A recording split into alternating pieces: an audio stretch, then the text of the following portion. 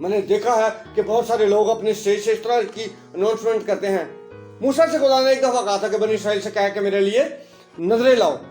پھر موسیٰ نے لوگوں کو کہا کہ بھی اب بس کر دو, لیکن جیسے کہ اندر نے آندھو.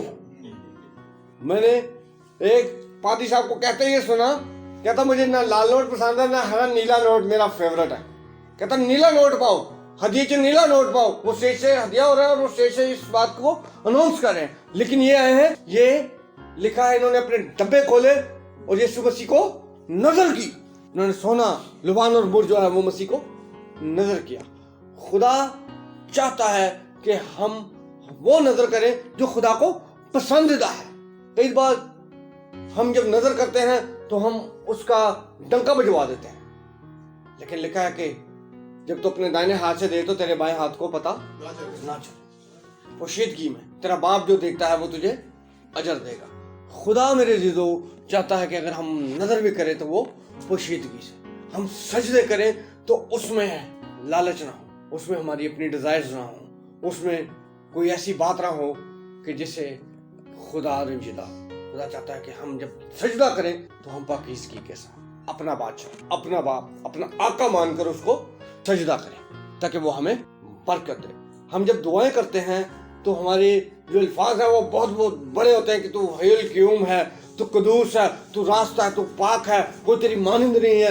آسمان جو ہے وہ تیرا تخت ہے اور زمین تیرے پاؤں کی چوکی ہے.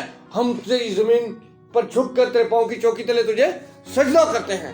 لیکن میرے عزیزو پیچھے ہمارے جو مقصد ہیں وہ یہ ہوتے ہیں کہ ہمارے بیٹے کو نوکری مل جائے, ہماری بیٹی کا رشتہ ہو جائے, ہمارے بچے میں سے بدرو نکل جائے, ہم شفا پا جائیں, ہمارے جو قرضے ہمارے اوپر چڑھے ہوئے ہیں ہمیں قرضوں سے رہائی مل جائے. لیکن ہم جس دن سجدہ کرنے آئیں گے اس دن یقین کیجئے خدا ہمارے بندروں کو توڑ دے.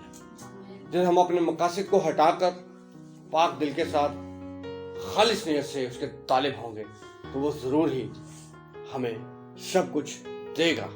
خدا ہمیں دینا چاہتا ہے لیکن ہم اپنے طریقے سے لینا چاہتے ہیں. جب ہم آتے ہیں تو ہم اپنا جو میپ ہے وہ خدا کو دکھاتے ہیں. ہم اپنی مرضی پر خدا کو کہتے ہیں کہ ہماری مرضی کے مطابق چل. خدا ان کو کیا نہیں پتا کہ ہمیں کپڑا چاہیے, ہم بھوکے ہیں, ہمیں سیف ہونے کے لیے کھانا چاہیے, اگر ہم سردی کے موسم میں ہیں تو ہمیں گرم کپڑے کی ضرورت ہے. خدا ہر ایک چیز سے واقف ہے, لیکن ہم اپنے طریقے سے لینا چاہتے ہیں, اپنی غرض کو لے کے آتے ہیں, اور سم ٹائم جو ہے وہ میرے عزیزو ہم خالی آتے ہیں اور خالی ہی چلے جاتے ہیں.